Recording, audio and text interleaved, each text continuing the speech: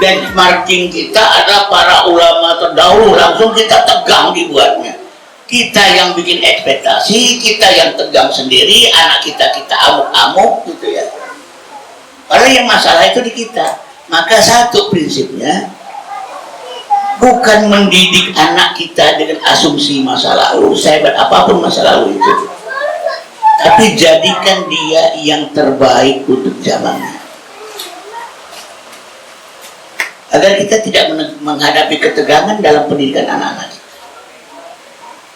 Kalau setiap orang tua, setiap zaman berpikir kayak begini, sebenarnya bisa kehidupan itu makin lama makin bagus, karena selalu berpikir yang terbaik untuk zamannya.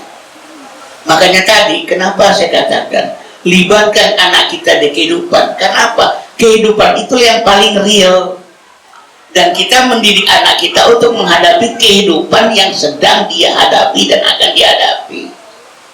Tapi kalau pendidikan ini tidak berbasis pada kehidupan, itu yang membuat pendidikan bisa meleset, bisa ketinggian, bisa terlalu rendah.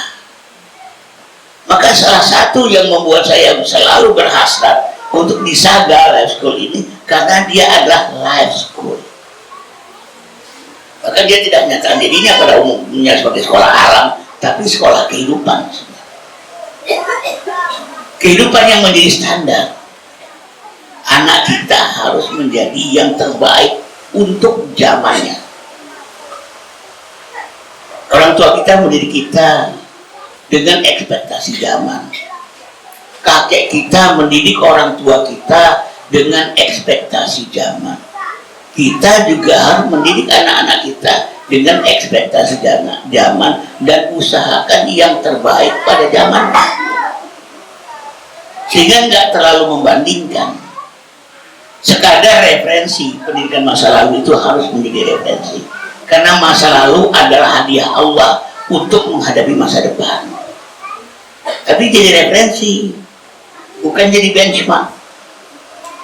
Bahkan pernah saya membuat sebuah pernyataan yang lumayan kontroversial. Kalau anak kita hidup di satu zaman, ternyata di zaman itu rata-rata anak memakai ganja 1 gram sehari. Rata-rata ya, min 1 gram sehari rata-rata anak pada zaman itu. Apa yang Anda lakukan ketika anak Anda ketahuan memakai ganja 1 gram setahun? Itu pertanyaan. Saya bilang yang pertama kali saya lakukan adalah saya istighfar, yang kedua yang saya lakukan adalah sujud syukur. Loh kok sujud syukur anak pakai ganja? Lihat dong, dia pakai ganja sekali setahun di zaman dimana rata-rata orang pakai ganja 1 gram sehari. Bukankah berarti dia yang terbaik pada zamannya? Saya tidak mengatakan ini gampang-gampangan melihat anak pakai ganja, enggak. Tapi dalam perspektif agama bukankah begitu? Sehingga kita nggak kemudian menjadi tegang dan stres. Memang pernyataan saya ini mengejutkan. Kok sujud syukur? Loh, kenapa saya nggak sujud syukur sih? Dia hidup di zaman dimana anak-anak rata-rata pakai ganja 1 gram sehari. Ketahuan dia 1 gram setahun. Pertama tetap aja saya istighfar, tetap saja saya menangis. Tapi yang kedua, saya tidak ingin kufur nikmat, dosa saya. Allah pelihara anak saya, Allah pelihara anak saya.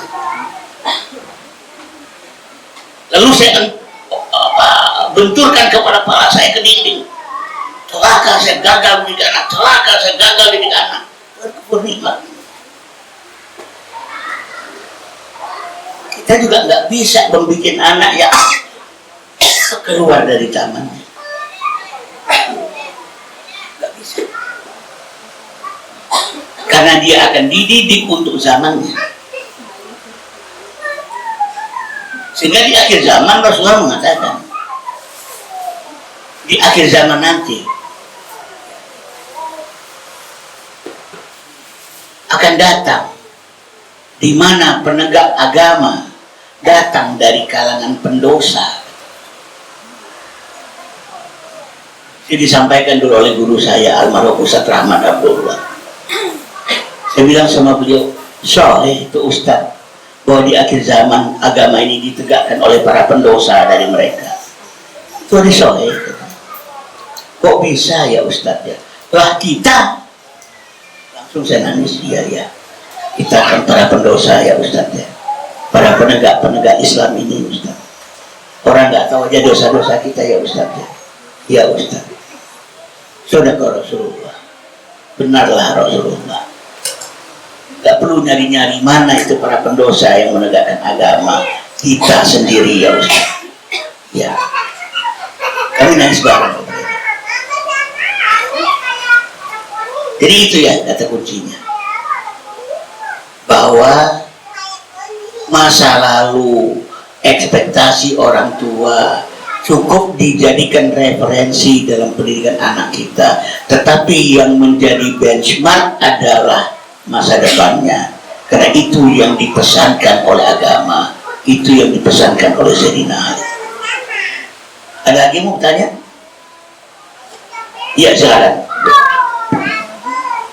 Yang bertanya, jadi di aku itu kan lagi kritis. Mungkin agak ditegakkan gini, Bu. Iya. Jadi 12 tahun kan kita tahu lagi kritisnya ya. Iya. Gimana cara membersamai kekritisannya itu mulai berbenturan dengan adab gitu.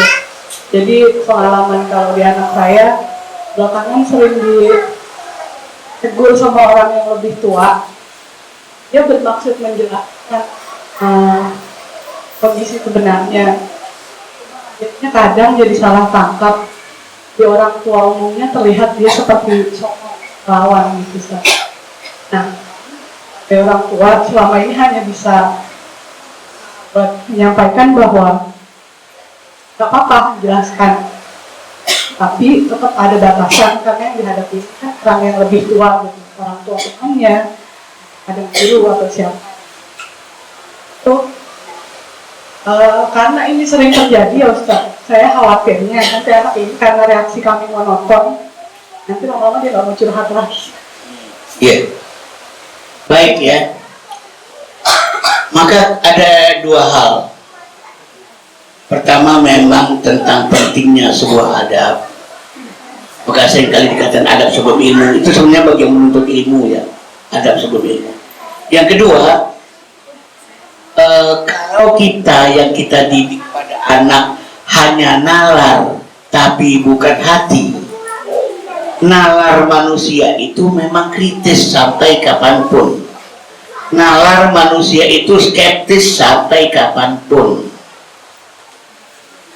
Selama yang dilatih nalar tapi hati tak ikut dilatih, maka yang muncul adalah sikap kritis dan perilaku kritis. Tapi apa enggak dikata, yang sering kali saya sedihkan adalah kita dari TK, SD, SMP, SMA, perguruan tinggi yang dididik intelektualitas terus, hati tidak dididik. Padahal sumber adab, sumber akhlak, feel, rasa itu adanya di hati. Dalam Islam itu malah terbalik, sebelum 7 didik hati, sesudah 7 didik nalar. Karena nalar belum berkembang di sebelum 7. Yang berkembang itu emosi. Makanya saya katakan pendidikan sebelum 7 itu titik tolaknya ada 4. 1, iman. 2, ego. 3, emosi. Yang keempat, psikomotorik. 4 aja. Tapi yang sedihnya kan usia masih kecil yang dididik malah calis tuh, pemecahan masalah, menalar dan segala macam. Padahal justru yang sedang berkembang pada anak di bawah 7 tahun itu emosinya. Orang senang tiba-tiba meledak, ketawa, tantrum ini itu berbahagia dan segala macam karena memang yang berkembang emosi. Lalu terjadilah dialog emosi antara dia terutama dengan bundanya. Sengaja anak-anak itu suka mancing-mancing emosi bunda. Dalam rangka apa? Agar bunda merespons emosi anak secara manusiawi. Jangan jadi robot-robot emosi. Anak marah, sabar. Anak menjambak rambut bundanya sampai kesakitan, sabar.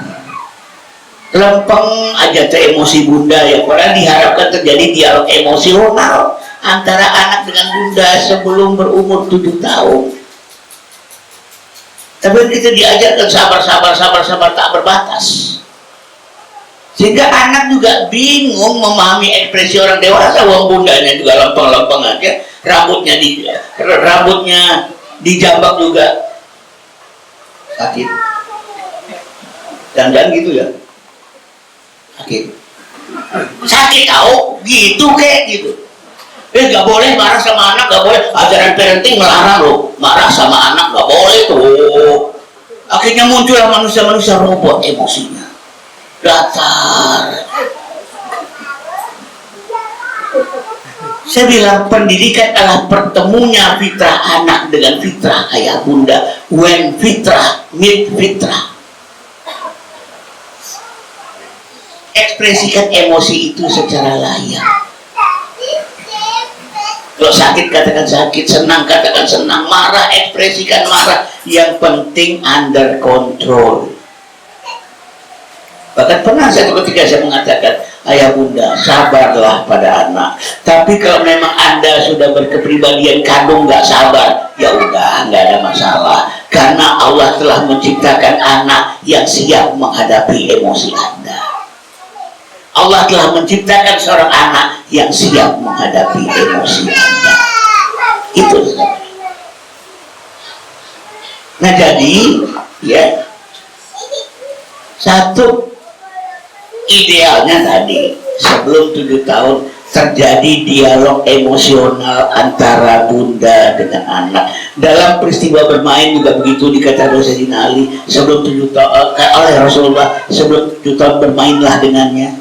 Bukan menyuruh dia bermain ya, tapi bermain bersama anak. Saat itu silakan ekspresi emosional itu di anak kecil lagi main-main aja. Gak mau, bunda gak mau, bunda kan maunya kartu yang ini, bunda mainnya kan gundu yang ini gitu-gitu ya. Aku gak suka gitu-gitu. Nah itu. Kedua, jangan lupa mendidik hati. Jangan cuma mendidik nalar. Di mana-mana nalar itu sifatnya memang kritis. Didik hati, didik empati, didik kepedulian, didik rasa, didik cinta, didik marah. Yang terakhir, biarkan anak. Kalau toh dia menerima respon gak menyenangkan dari orang yang lebih besar, yang dia kritik secara datar gitu ya, secara intelektual aja, secara emosi gak terlibat. Lalu kemudian orang tersebut gak terima, tersinggung, dia ditegur. Sampai di rumah, bunda, aku tadi ditegur. Gara-gara apa? Gara-gara aku mengkritik wudhunya orang tua tadi gak bener gitu ya. Jadi gimana rasanya? Gak suka kan? Bagaimanapun orang tua itu gak bisa dikritik begitu saja. Apalagi kalau dia punya adik. Kamu tadi ditegur adikmu, kamu nggak terima ya. Begitu pula kalau orang tua kamu tegur, dia juga bisa nggak nerima. Berikan insight sama dia. Sebagaimana kamu nggak suka ditegur sama adikmu, orang tua juga nggak suka ditegur begitu saja. Bunda mau cerita ya, kisah Hasan dan Hussein melihat kakek-kakek tua wuduknya nggak benar. Mau dengar nggak? Mau. Dia lihat ada kakek-kakek tua wuduk yang nggak benar.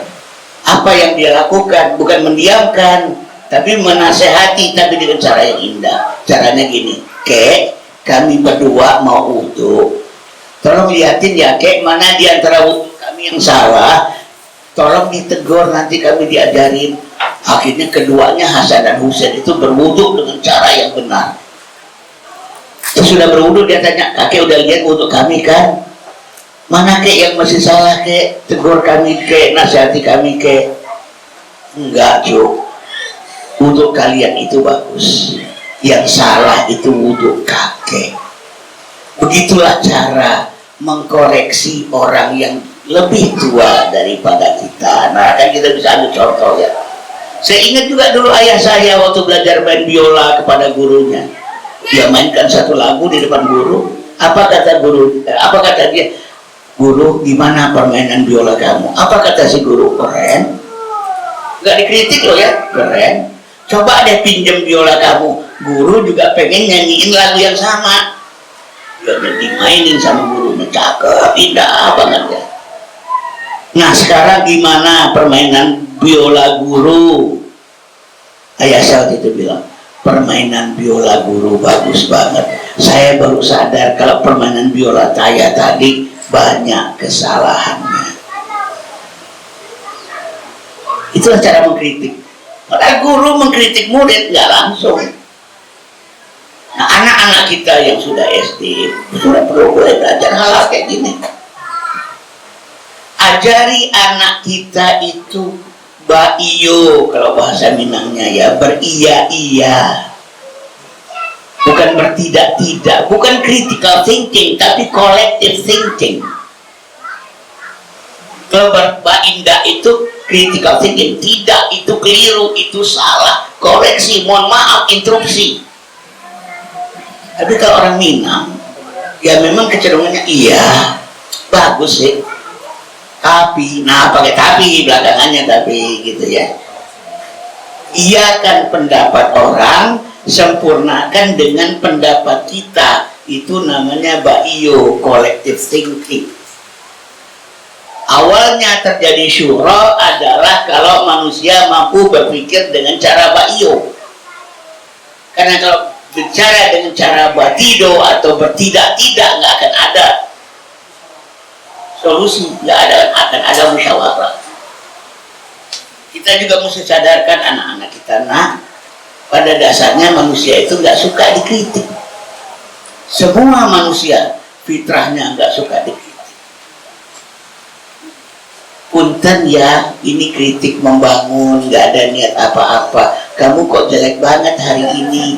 Tetap aja ditampol orang itu ngomong kayak begitu. Walaupun kalimatnya ini kritik membangun loh ya, nggak ada niatan apa-apa. Kamu jelek banget ya, emang pada dasarnya manusia itu nggak suka. Nggak suka manusia itu. Nah itu yang mesti kita sampaikan pada anak-anak kita. Pendekatan-pendekatan semacam. Tapi sekali lagi ya, salah satu kelemahan pendidikan kita saat ini, hati kurang diolah. Makanya beberapa waktu yang lalu saya sudah resmikan yang namanya Inspire Psychology, singkatan dari Imanic Spiritual Education Psychology, dalam rangka menekankan kembali pada faktor iman dan faktor spiritualitas. Dua-duanya bicara tentang hati manusia. Nah baik, itu saja sementara waktu. Saya harusnya balik ke hotel dulu, belum check out dan beres-beres barang ya. Sekian dulu, alhamdulillah, wala takunanna minal mumtarin. Wassalamualaikum warahmatullahi wabarakatuh. Ini ada penugasan juga nggak? Ada penugasan juga ya, saya lupa. Oke, tugas untuk para ayah bunda terkait dengan materi menemani anak ini. Nah, saya ingin asumsi dasar pembelajaran yang ketiga ini. Di sini ada, diyakini tak ada aspek kehidupan yang terlampau sulit, tak ada tantangan, tekanan, dan cobaan hidup yang terlampau berat untuk diatasi anak. Diyakini bahwa kehidupan itu sendiri telah menyediakan fasilitas yang cukup untuk menjalaninya. Saya minta, tugasnya adalah minta anak untuk berjalan ke satu tempat yang belum pernah dia datangi, radiusnya maksimal 10 kilometer, sendirian.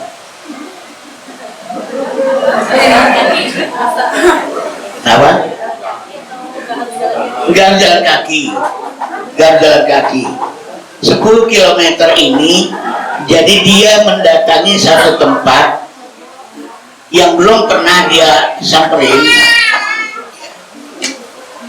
dengan bekal-bekal secukupnya dari kita. Apakah itu bekal peta, bekal duit, secukupnya ya, bekal makanan, dan kemudian tentunya pergi dan pulang kembali dengan selamat. HP boleh, HP boleh, silakan dia manfaatkan. Apakah dia mau buka Google Map dan sebagainya ya. Karena ini masih dalam konteks menemani, maka ayahnya boleh menemaninya, tapi dalam jarak paling dekat 100 meter. Nggak boleh ditempel maksudnya ya. Oh, takut dia hilang nanti nyasar segala macam ya. Lihatin aja dia jauh dari tempat yang dia tidak bisa melihat ayahnya. Ayahnya bisa melihat dia, dia nggak bisa melihat ayahnya, kira-kira begitu ya. Nah, satu lagi tambahannya, tentunya berbeda antara anak laki-laki dengan anak perempuan. Kalau anak perempuan ya, dia boleh ditemani langsung berdekatan, tapi tetap pengambilan keputusan, pemecahan masalah segala macam ada di anak. Artinya apa? Kalau anaknya nyasar, ya sudah, ayahnya ikut nyasar. Tidak kemudian mengkoreksi, ya jangan nak itu nyasar ntar gitu. Ya, ayah juga tahu gitu ya, enggak boleh. Untuk anak laki-laki, jarak paling dekat antara ayah dengan anaknya 100 meter. Untuk anak perempuan boleh nemenin, nempel gitu ya. Tapi tetap semua inisiatif pengambilan keputusan, pemecahan masalah ada di tangan anak. Nah, coba itu dilatih. Karena ini kasusnya menemani. Seharusnya kalau yang SMP SMA udah nggak ditemenin lagi. Ya. SMP SMA udah nggak ditemenin lagi. Nah gitu. Karena dengan demikian satu hal juga ya, ada hal yang sebenarnya penting bagi manusia. Jangan, kalau dalam kasus penjelajahan orientering semacam ini, sebenarnya yang betul adalah jangan buru-buru buka peta, jangan buru-buru buka Kompas, jangan buru-buru buka Google, karena semuanya ada di dalam diri manusia. Cuman manusia itu kalau dia terlalu bergantung pada teknologi, kapasitas intrinsiknya tidak berkembang. Saya malah iri loh sama orang Jawa, tahu aja utara di mana. Seorang Sumatera mah bingung, diputar-putar dikit. Orang Jawa diputar-putar, tahu aja utara di mana. Karena di dalam diri ini ada kompas, di dalam diri ini ada peta. Feel itu dibangun. Kalau feel itu, kalau terlalu mengandalkan teknologi, akhirnya feel-nya nggak terbangun.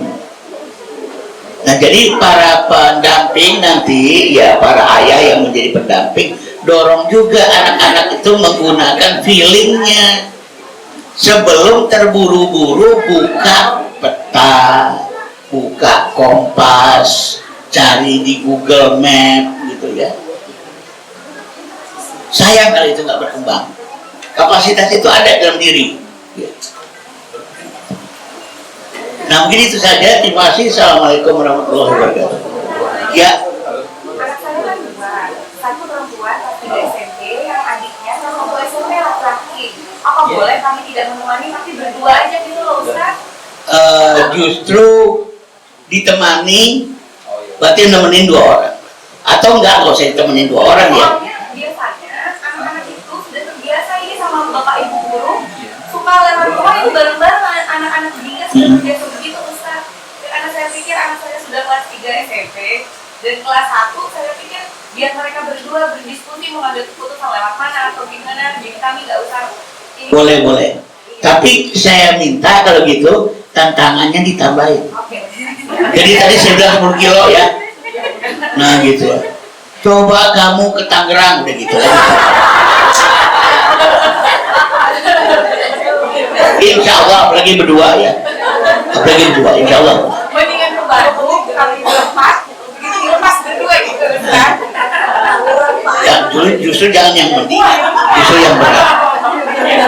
Bismillah, lepas mereka dengan tawakal, lepas mereka dengan kepercayaan penuh kepada Allah, titipkan mereka kepada Allah.